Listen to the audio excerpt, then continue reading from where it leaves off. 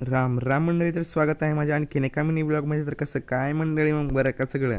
आता तुम्ही म्हणता एवढं आवरून फिरून कुठं चालला की मी काय आता पेपरला चाललो होतो, आपल्या बारायचं शेवटचा पेपर उरलाय. मग ती पेपर द्यायला आलो तर आपण एक्झाम सेंटरला यायचं काय असल्या दुपारी कडक उन्हात ठेवत पेपर ह्यांना कळत नाही काय बी.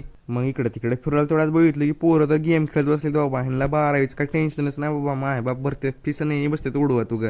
काय झालं की आज एक्झाम सेंटरवर एक बी ओळखीचं पोरग नव्हतं. तेवढ्यात आपला मित्र भेटला ओमकार. मग त्याला विचारलं बाबा काय अभ्यास केलास का नाही. त्यानं म्हणलं की होता पास, काय अभ्यास झालाय थोडाफार. तेवढ्यात म्हणलो की बॅगा फेगा ठेवावं, आपला मोबाईल बॅगेत ठेवावं, जावं एक्झाम द्यायला. बाबा झालं एक्झामचा टाइम. तेवढ्यात मग काय आम्ही एक्झाम देऊन बाहेर आल्याच्या नंतर काय एकमेकाच्या बॅगा वगैरे घेतलो, असं पाठीवर टाकलं. काय संपली एकदाची 12वी म्हणलं, गाडी घेतलं आपण थेट निघाला आपण वडापाव खायला. मग काय वडापाव लई भूक लागली, तर वडापाव बी खाऊन घेऊ म्हणलं.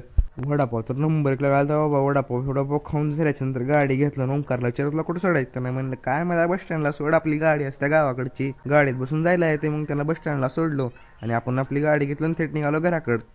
घरी आल्याच्या नंतर असं बसलो होतो, तेवढ्यात आईनं म्हणलं की जिम्मीला वॉकिंगला घेऊन जा. मग जिम्मीला वॉकिंगला घेऊन गेल्याच्या नंतर तेवढ्यात आविष्कारचा फोन आला, त्याच्या गाडीतलं पेट्रोल संपलंय म्हणून. मग आविष्कारला विचारलं तू कुठं आहे. त्यानं म्हणलं मी घरीच आहो, घरीच संपलंय गाडीतलं पेट्रोल. म्हणलं बरं झालं वा, तिथं झालं चांगलं.